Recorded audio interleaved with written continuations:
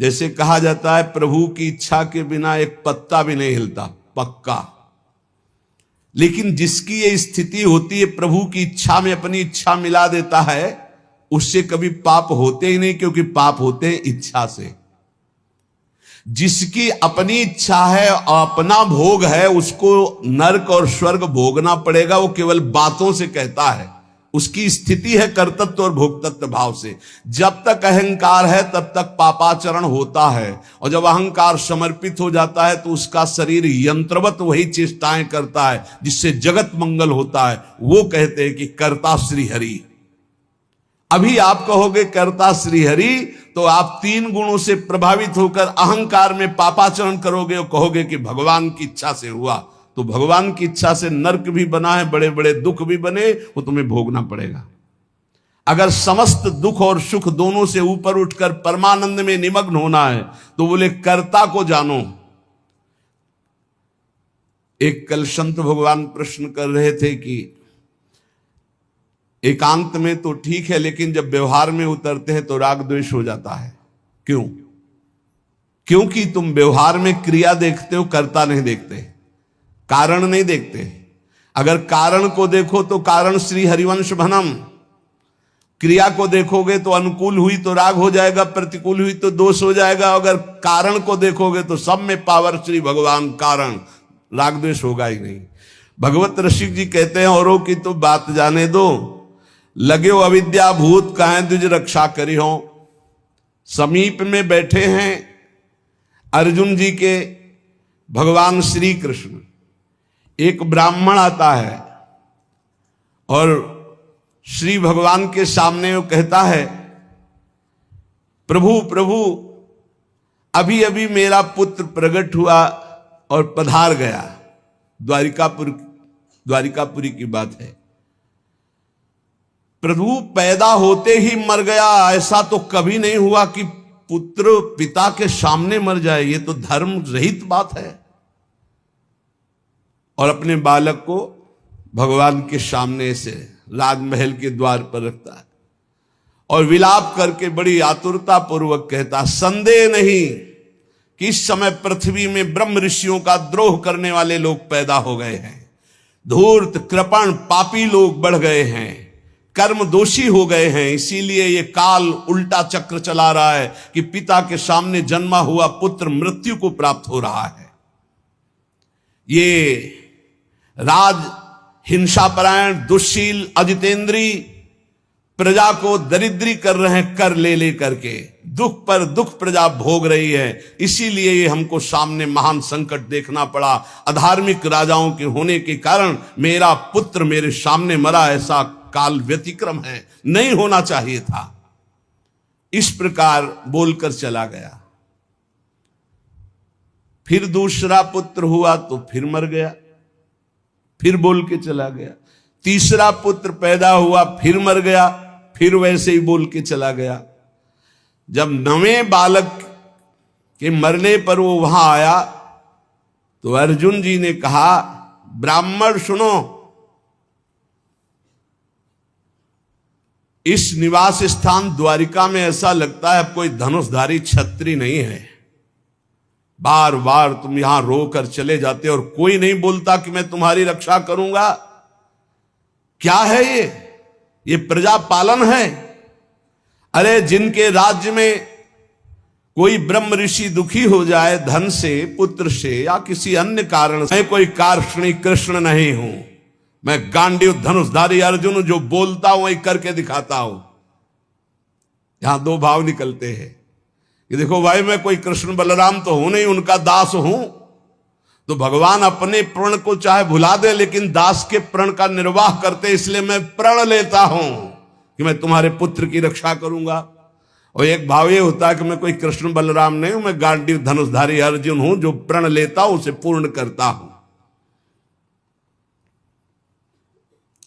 ब्राह्मण ने कहा, कैसी बड़बड़ करके बातें कर रहे हो? संकर्षणो वासुदेवा प्रद्युम्नो धन्विनाम वरः अनिरुद्धो अप्रतिरथो न त्रातुम शक्नुवन्ति यत् तत्कथम नु भवान कर्म दुष्कर्म जगदीश्वरै चिकीर्षसि त्वं बालिष्यात् तन्न सदम्हे वयम्। अरे जहां बलराम जी विराजमान, हल मूषलधारी, सुदर्शन चक्रधारी श्री कृष्ण, प्रद्युम्न, अनिरुद्ध, ये अतिरथी महावीर, जब ये जगदीश्वर हमारे पुत्र की रक्षा नहीं कर सके तो तू क्या ये बालकों की मूर्खता जैसी बात करते हो? अर्जुन से कहा। अर्जुन ने कहा फिर कहता हूं मैं गांडीव धनुषधारी अर्जुन हूं, ब्राह्मण देवता, यदि मैंने तुम्हारे पुत्र की रक्षा नहीं की तो चिता लगाकर तुम्हारे सामने भस्म हो जाऊंगा। मेरे बल पौरुष का तिरस्कार मत करो। जानते हो मुझे, मैं वो अर्जुन हूं जो महादेवाधिदेव भगवान शंकर को युद्ध में तृप्त कर दिया। ऐसा है, मैं अधिक क्या कहूं, अगर मृत्यु भी सामने आएगी तो मैं जीत कर तुम्हारे पुत्र की रक्षा करूंगा, मैं वचन देता हूं। तब ब्राह्मण ने कहा जय हो कुंती नंदन अर्जुन, तुम्हारी जय हो भाई, धन्य है, तुम्हारा बल पौरुष प्रशंसनीय है। अब मैं जा रहा हूं, जब बालक होने को होगा तो मैं तुम्हें सूचना दूंगा। फिर समय आया प्रसव का, ब्राह्मण भागता हुआ आया, अर्जुन अर्जुन इस बार तुम मेरे बच्चे को बचा लो, मृत्यु से बचा लो। अर्जुन तत्काल गए, आचमन किया, भगवान शंकर का ध्यान करके प्रणाम किया, श्री कृष्णचंद्र की तरफ देखा भी नहीं, कर्ता को जाले ले यही बात समझा रहे हैं, समझो। और दिव्यास्त्र का स्मरण किया और गांडीव पर प्रत्यंचा चढ़ाई और ऐसा बाणों का हाहाकार मचा दिया कि वायु भी प्रवेश करेगी प्रसव गृह में तो अर्जुन की आज्ञा से प्रवेश करेगी। दिव्यास्त्रों से पूरा बांध दिया, मंत्र से अभिमंत्रित करके प्रसव गृह को चारों ओर से घेर दिया, ऊपर नीचे दाएं बाएं। तो क्रोध में देखने को मुंह नहीं मिला लड़के का, पैदा हुआ गायब। अर्जुन ने कहा ब्राह्मण मेरा अपमान मत करो। तत्काल योग बल से यमपुरी गए। भगवान धर्मराज जी ने देखा कि अर्जुन पधारे, बोले इस समय अर्घ पात्र लेने का हमें अवसर नहीं है, हमें यह बताओ कि वो जीवात्मा तुम्हारे यहां आया है? बोले हमारी पुरी में नहीं आया। विचार किया कि कहां चला गया जब यमपुरी में नहीं आया। इंद्रलोक, अग्निलोक, नैऋति, सोम, वायु, वरुण सबकी पुरियों में गए। अतल नीचे, अतल, सुतल, पाताल, तलातल, महातल, इन लोकों में गए। ऊपर के जनलोक, महालोक, तपलोक, ब्रह्मलोक, कहीं भी ब्रह्मा की जितनी रचना सब घूम डाला अर्जुन ने, कहीं वो जीव नहीं मिला। अब आए, अब भगवान श्री कृष्ण की तरफ देखा, प्यारे प्रणाम, अब जा रहे हैं भस्म होने हम चिता में। यही जीव की दशा है, जब सब जगह से हार जाता है तब बोलता है हरि शरणम। पहले नहीं चितवन किया कि प्रभु, तो प्रभु समझा देते। प्रण लेने से लेकर अभी तक भगवान की तरफ नहीं देखा कि रुख क्या है। अब जब चिता में जलने का नंबर आया तब केशव प्रणाम आखिरी स्वीकार करो। तो भगवान ने कहा किस बात का? बोले वो प्रण है ना, तो चिता में जलने जा रहे। तो उनका तुमने अभी पूरे बल का प्रयोग कहां किया? ध्यान दीजिए, तुमने अभी पूरे बल का प्रयोग कहां? तुम्हारा पूरा बल तो मैं हूं। मुस्कुरा दे अर्जुन, यही हमसे गलती होती है। हमारा बल कौन है? आराध्य देव। हम अपने बल की डींग हाँकने लगते हैं, उन्हीं के बल से मिले हुए बल से। हमारा पूरा बल श्री भगवान है। देखो अर्जुन, तुम्हारा बल मैं हूं। जिस समय ये तुम्हारी निंदा कर रहे हैं यही सब लोग प्रशंसा करेंगे और तुम्हारे यश की कीर्ति की स्थापना होगी। करें करावें आप सब, जने बढ़ाई दे, मान लो कर्ता को जानो कौन है। सर्वशक्तिमान भगवान जे भी चिंतन किया, भगवान का दिव्य रथ आ गया। भगवान की दिव्य घोड़े, दारुक नाम का सारथी। भगवान ने अर्जुन से कहा बैठो हमारे रथ में। रथ में बैठे।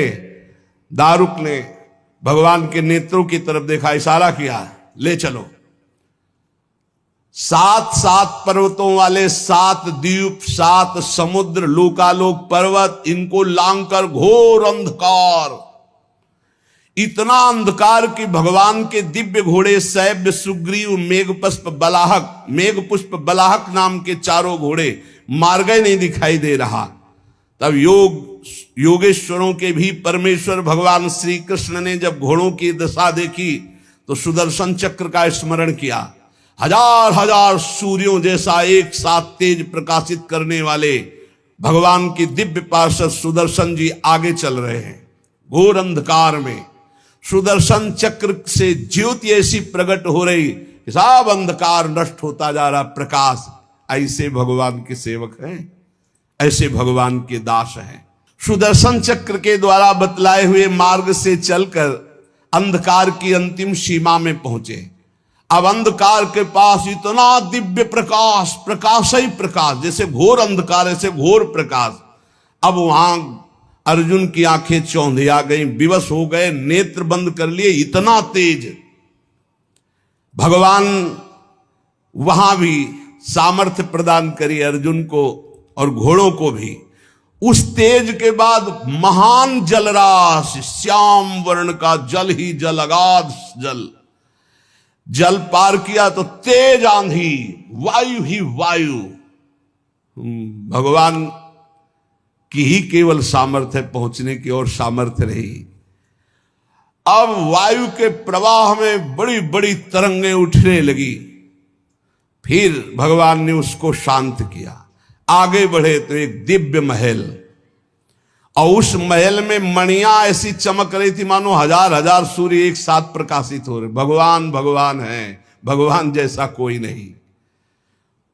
चारों रंग अत्यंत सुंदर, पीतांबर धारण की, मुख पर प्रसन्नता, कमल जैसे नेत्र, बहुमूल्य मणियों जटित मुकुट, कुंडल कांति, घुंघराली अलकावली, लंबी लंबी सुंदर भुजाएं, कौस्तुभ मणि, वक्षा स्थल में श्रीवत्स का चिन्ह, घुटनों तक माला। वही श्रृंगार जैसा द्वारिकाधीश का, वैसा ही प्रभु का श्रृंगार।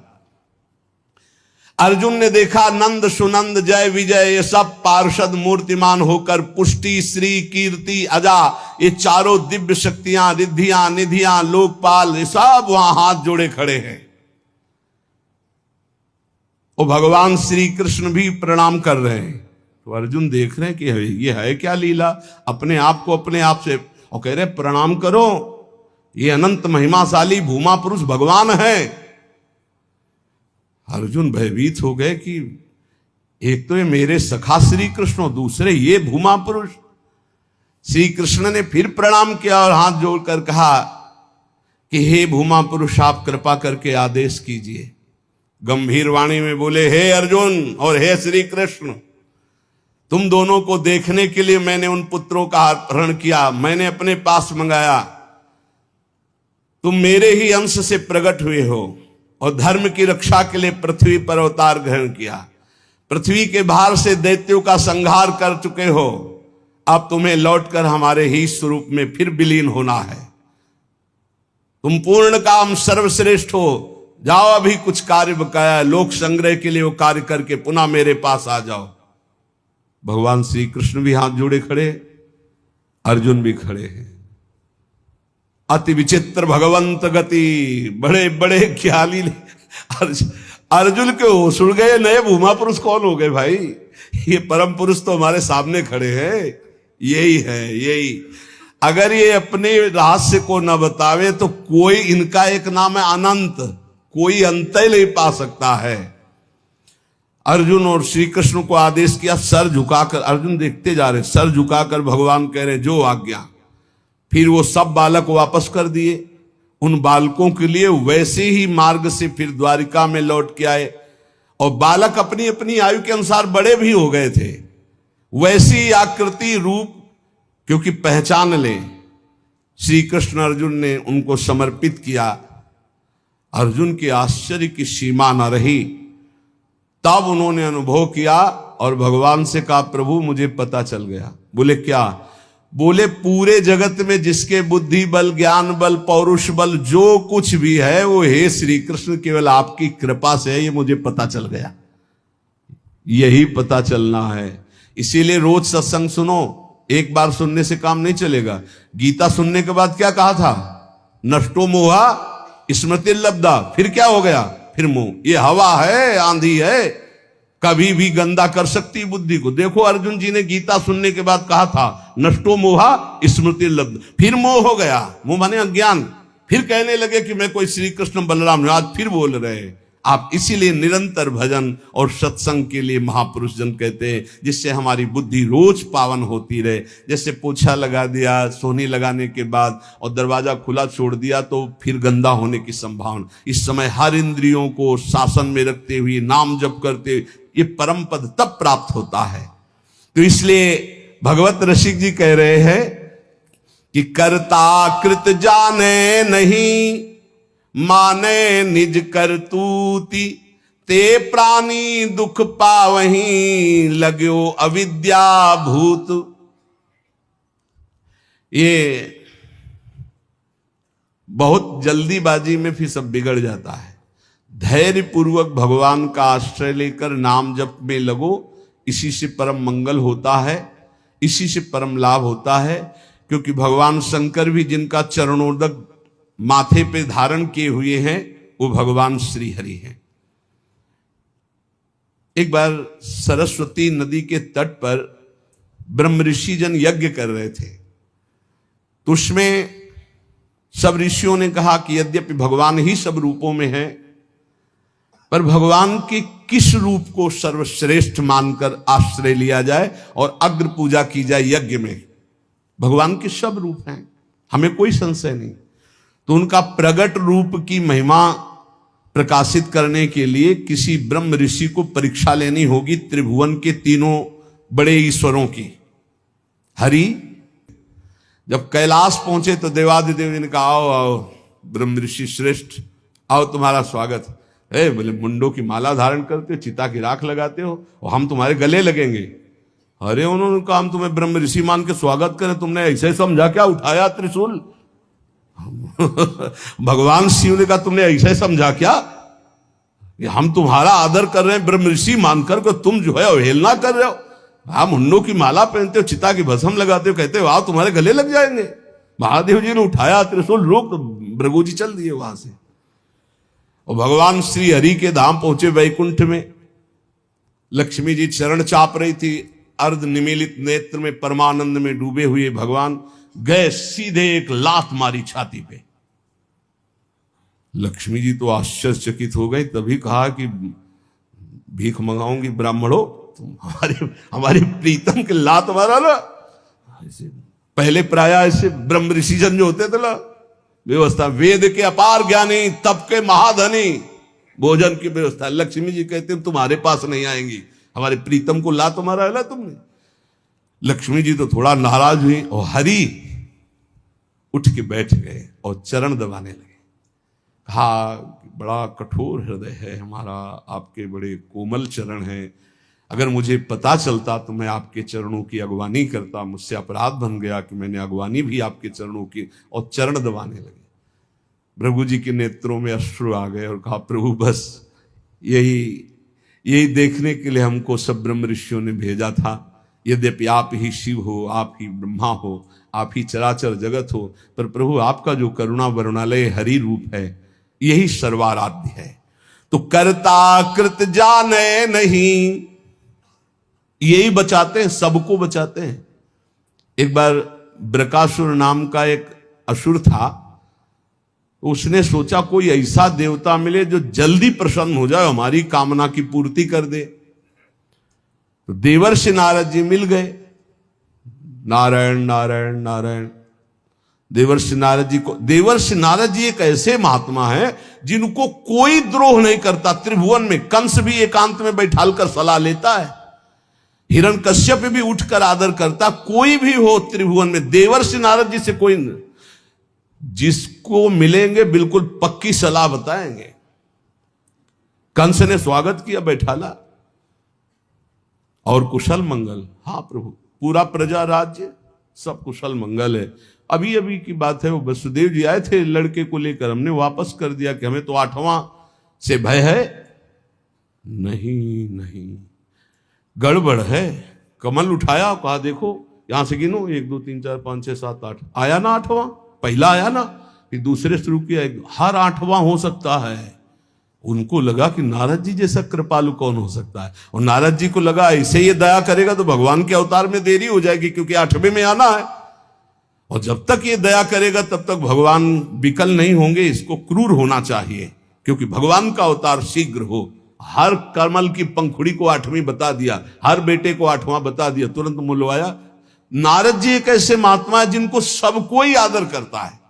बृकासुर ने देखा, साष्टांग दंडवत हुआ, नारायण नारायण। महाराज कोई ऐसा भगवान बताओ जो बहुत जल्दी प्रसन्न हो जाए। बोले वो तो शास्त्रों में प्रसिद्ध है, आशुतोष देवाधिदेव महादेव, उनके ज्यादा आशुतोष, वो ऐसे देवता है वो जल्दी प्रसन्न हो जाते हैं, और कोई सेव संतरा की जरूरत नहीं भाई। देवाधिदेव महादेव देख लो, कोई देवता ऐसा भोग नहीं पाएगा, त्रिभुवन में कोई देवता नहीं ऐसा भोग पाएगा जैसा देवाधिदेव भगवान शिव एक चुल्लू जल में प्रसन्न। ऐसे ऐसे कृपालु हैं कि जो कोई सृष्टि में न स्वीकार करे वो स्वीकार करने के लिए तैयार, उतने में प्रसन्न हो जाते हैं। बोले आशुतोष देवाधिदेव महादेव हैं। और वो सोचा कि मंत्र और ये आराधना हमसे तो बनेगी नहीं, आसुरी प्रवृत्ति है, तो अग्नि को प्रकाशित करके अपने शरीर का मांस नोच नोच करके स्वाहा, भगवान शिव का मंत्र जपता तो स्वाहा। भगवान शिव बड़े कृपालु के, बेकार को ऐसे, हम तो एक चुल्लू जल में प्रसन्न हो जाते हैं, इतनी भगवान शिव प्रसन्न हो गए। कर्ता को जाने नहीं, हम ये बता रहे। भगवान शिव ने कहा काहे को तुम इतना कष्ट सह रहे हो, क्या चाहिए तुम्हें? तो माता जी के सहित प्रकट हुए थे। माता जी त्रिपुर सुंदरी, असुर है ना, राक्षस, तो इसकी बुद्धि तो राक्षसी ही रहेगी। भगवान शिव की तरफ देखा, माता जी की तरफ देखा, उसने कहा प्रभु मेरी इच्छा है कि मैं जिसके ऊपर हाथ रख दूं वो भस्म हो जाए। भगवान शिव बिना विचार किए बोले तथास्तु, ऐसा ही हो। जे ही ऐसा कहा तो उसने सोचा परीक्षा के लिए भगवान शिव के ऊपर हाथ रख के देखे ना, इन्हीं का वरदान इन्हीं को। भगवान शिव के ऊपर ऐसे जो हाथ कर भगवान भागे, क्योंकि जानते थे कि सत्य है, धक देगा भस्म हो जाएगा।